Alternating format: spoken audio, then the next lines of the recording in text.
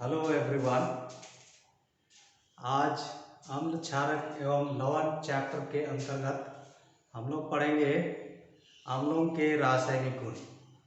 ठीक है, अम्लों के भौतिक गुण हमने देख लिया है ना। हमने देखा है कि अम्ल वैसे पदार्थ होते हैं जिनका स्वाद खट्टा होता है और जो नीले लिटमस को लाल कर देते हैं।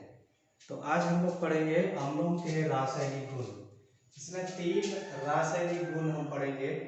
धातुओं के साथ अभिक्रिया, धातु कार्बोनेट या धातु बाइकार्बोनेट के साथ अभिक्रिया, और तीसरा है धातु ऑक्साइड के साथ अभिक्रिया।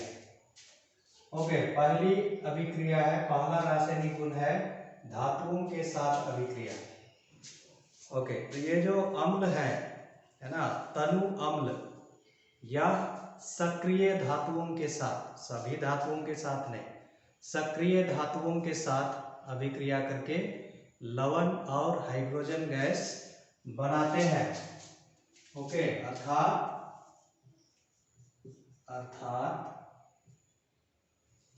धातु प्लस अम्ल तब बनता है लवण प्लस हाइड्रोजन गैस। ठीक है, हाइड्रोजन गैस।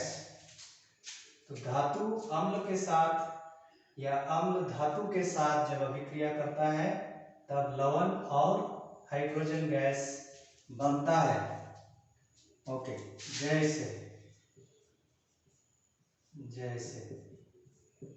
जब जिंक धातु तनु सल्फ्यूरिक अम्ल के साथ अभिक्रिया करता है तब zinc sulphate plus hydrogen gas बनता है। और यही है हाइड्रोजन गैस बनाने की प्रयोगशाला विधि। उसी को यहाँ पर चित्र में दर्शाया गया है। ठीक है, तो क्या करते हैं, एक टेस्ट ट्यूब लेते हैं, उसको एक स्टैंड में कस देते हैं। ठीक है, इसमें हम ले लेते हैं दानेदार जिंक और तनु सल्फ्यूरिक अम्ल। उसके बाद इसमें एक कॉर्क फिट करके इसका परख नली का मुंह को बंद कर देते हैं। ठीक है, ये एक छेद वाला कॉर्क होता है, इसमें एक निकास नली फिट कर दिया जाता है। निकास नली का दूसरा छोर है ना, एक बीकर में जाता है जहां पर साबुन जल होता है। ओके, अब ये दानेदार जिंक और तनु सल्फ्यूरिक अम्ल के बीच यह अभिक्रिया होती है जिससे हाइड्रोजन गैस बनता है। यह हाइड्रोजन गैस इस निकास नली से होते हुए इस साबुन जल वाले बीकर में चला जाता है और ये हम इसको देख सकते हैं, यहाँ बुलबुले निकलने लगेंगे। अब हमको पता करना है कि ये जो गैस निकल रहा है ये हाइड्रोजन गैस ही है कि कोई और गैस है। तो उसके लिए हम क्या करते हैं, एक जलती हुई मोमबत्ती है ना, इस जो बुलबुला निकल रहा होता है उसके पास ले जाते हैं। तो जैसे ही जलती हुई मोमबत्ती इसके नजदीक ले जाया जाता है तो यह फट फट की आवाज के साथ, ठीक है, चिंगारी के साथ फट फट की आवाज के साथ जलने लगती है। तब हम कहते हैं कि हाँ, जो गैस बन रहा है वो हाइड्रोजन गैस ही है। ओके, ठीक है, चलिए इसको नोट कर लीजिए।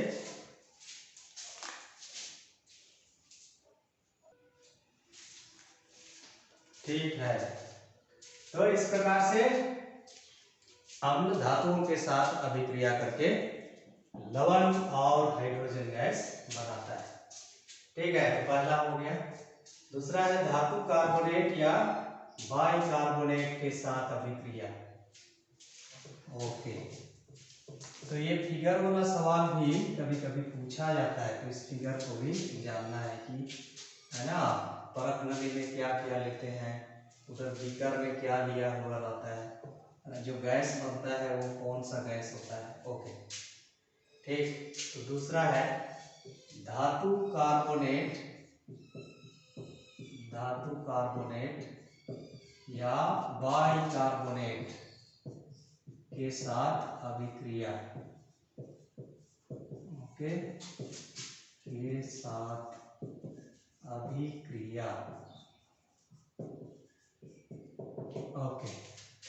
तो ये जो अम्ल होते हैं ये धातु कार्बोनेट या बाइकार्बोनेट के साथ अभिक्रिया कर 3 चीज बनाते हैं, लवण, कार्बन डाइऑक्साइड और जल।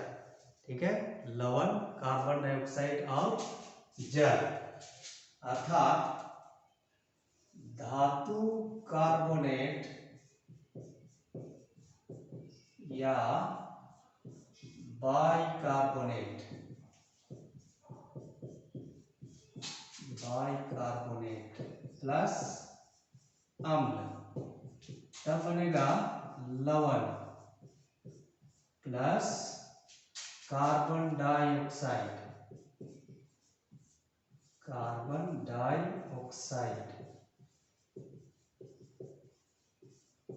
ओके, प्लस जल। तो एग्जाम में सवाल पूछा जाता है कि अम्ल धातु कार्बोनेट या बाइकार्बोनेट के साथ अभिक्रिया करता है तो कौन सी गैस बनती है। ठीक है, कार्बन डाइऑक्साइड गैस बनती है। जैसे अगर हम लेते हैं सोडियम कार्बोनेट, ठीक है, Na2CO3 प्लस HCl, हाइड्रोक्लोरिक अम्ल, ओके। तो अम्ल धातु कार्बोनेट या बाइकार्बोनेट के साथ अभिक्रिया करके लवण, कार्बन डाइऑक्साइड और जल बनाता है। जैसे सोडियम कार्बोनेट प्लस हाइड्रोक्लोरिक अम्ल, तब बनेगा लवण, बनेगा सोडियम क्लोराइड, फिर कार्बन डाइऑक्साइड प्लस जल। ओके, अब इसको हम बैलेंस करेंगे। यहाँ 2 बार सोडियम है तो यहाँ 2 लिख देंगे, तो क्लोरीन भी 2 बार हो गया इसलिए यहाँ पर 2 लिख देंगे, तो बाकी सब बैलेंस हो जाएगा। ओके, तो ये है sodium carbonate, okay, sodium carbonate.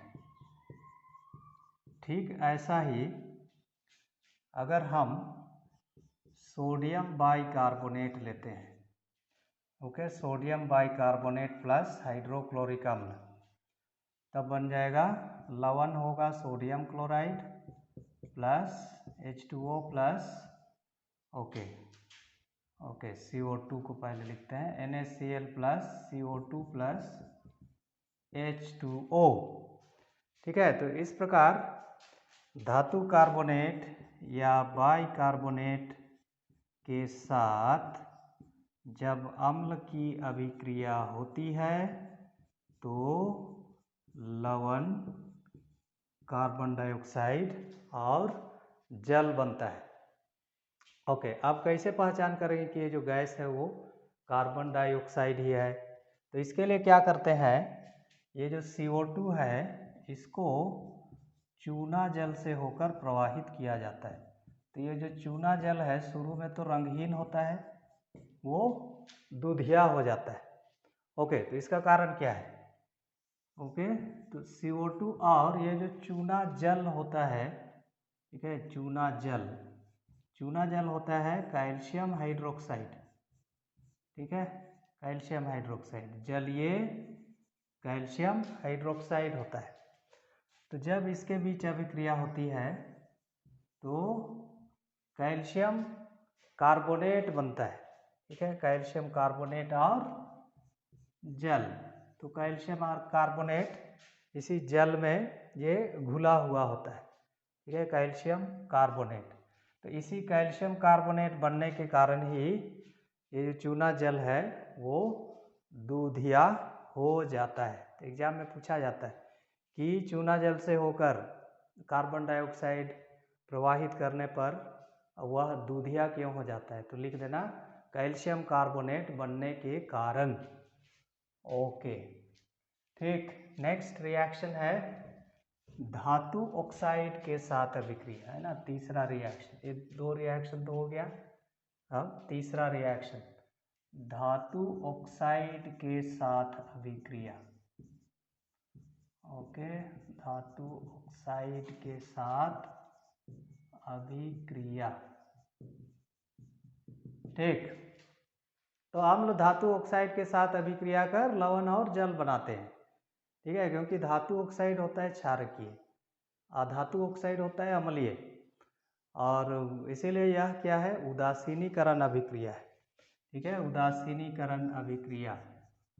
धातु ऑक्साइड चूंकि क्षारकीय होता है, ओके, धातु ऑक्साइड प्लस अम्ल, तब बन जाता है लवण प्लस जल।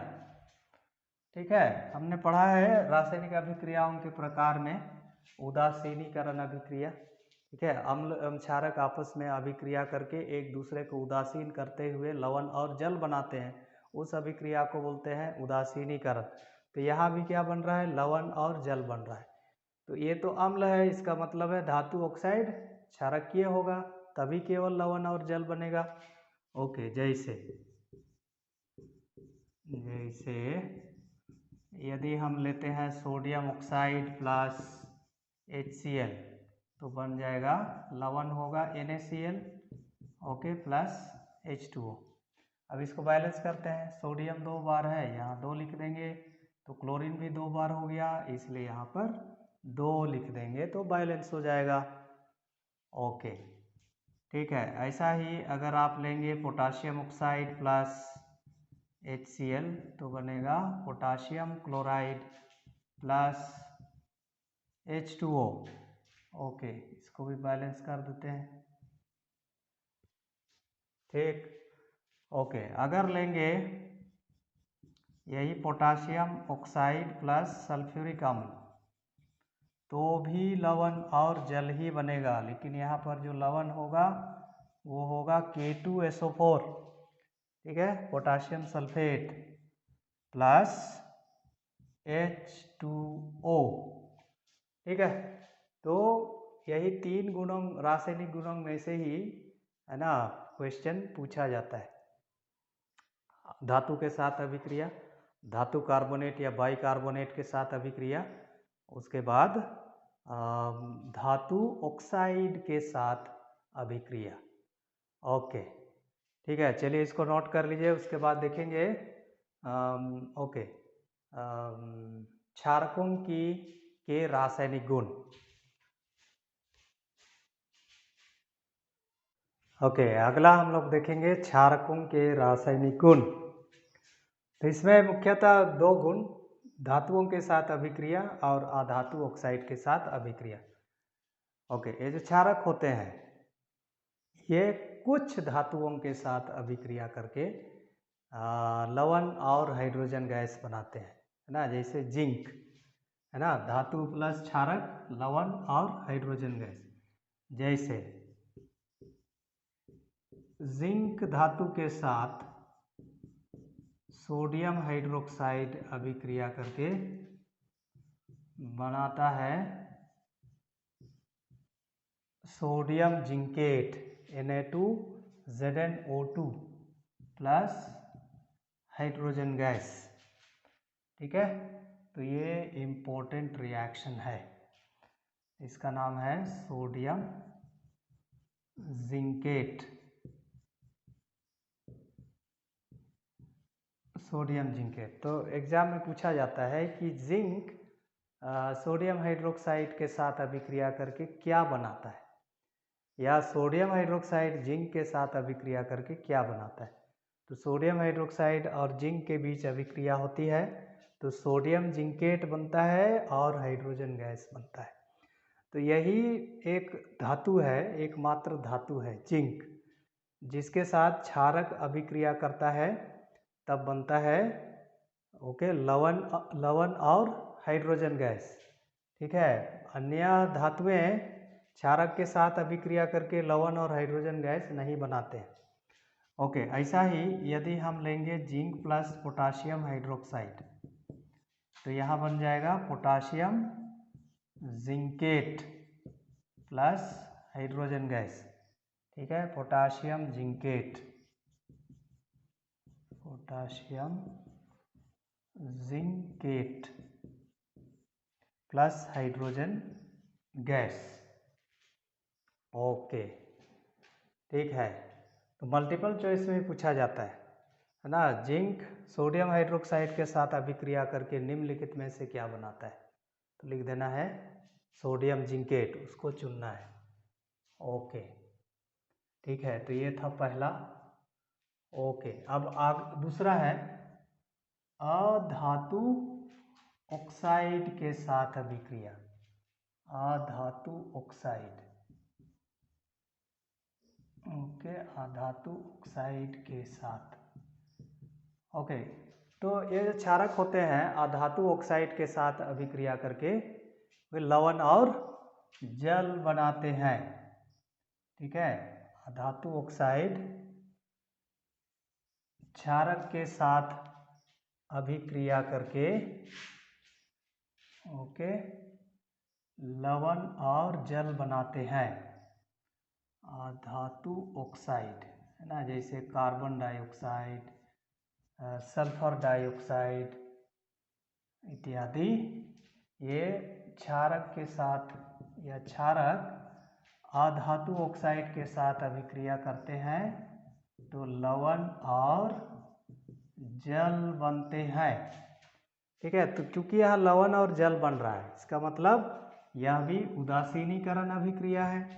उदासीनीकरण अभिक्रिया है, इसका मतलब है कि ये जो अधातु ऑक्साइड है ये अम्लीय होगा, क्योंकि इधर क्षारक है, तभी केवल इनके बीच अभिक्रिया होगी और लवण और जल बनेगा।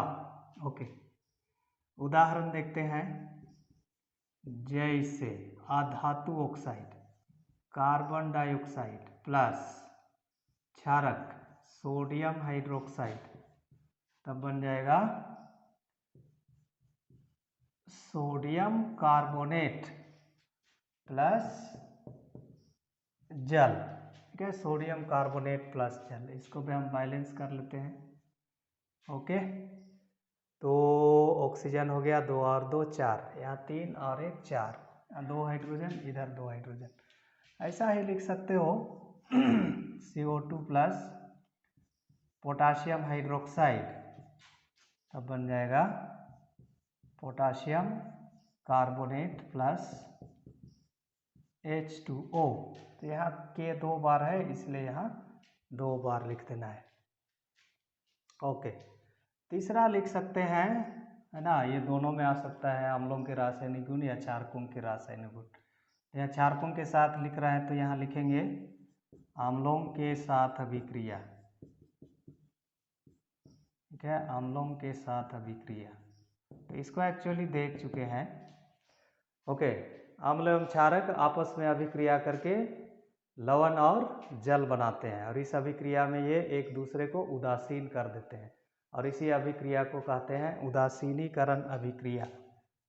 ओके, अम्ल प्लस क्षारक, लवण प्लस जल। ठीक है, अम्ल एवं क्षारक आपस में अभिक्रिया कर एक दूसरे को उदासीन करते हुए लवण और जल बनाते हैं। इस अभिक्रिया को उदासीनीकरण अभिक्रिया कहते हैं। ओके, जैसे हम ले लिए हाइड्रोक्लोरिक अम्ल और क्षारक ले लिए सोडियम हाइड्रोक्साइड, तब लवण होगा NaCl प्लस H2O। ओके, ठीक है, ऐसा ही यदि हम ले लिए H2SO4 और क्षारक ले लिए पोटाशियम हाइड्रोक्साइड, तो हमारा लवण होगा potassium sulphate plus H2O। Okay, अब इसको बैलेंस करते हैं। पोटाशियम इधर 2 बार है तो यहाँ 2 बार लिखेंगे।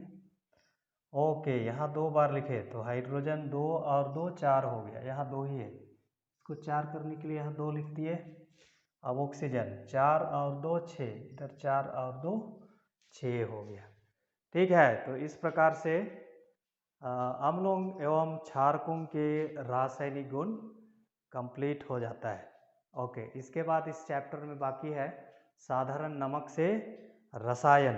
ठीक है, तो उसमें देखेंगे हम लोग सोडियम हाइड्रोक्साइड कैसे बनता है, विरंजक चूर्ण कैसे बनता है, पेरिस प्लास्टर कैसे बनता है, बेकिंग सोडा कैसे बनता है, इनका क्या उपयोग है, इनका रासायनिक नाम क्या है, ये सभी हम अगले क्लास में सीखेंगे।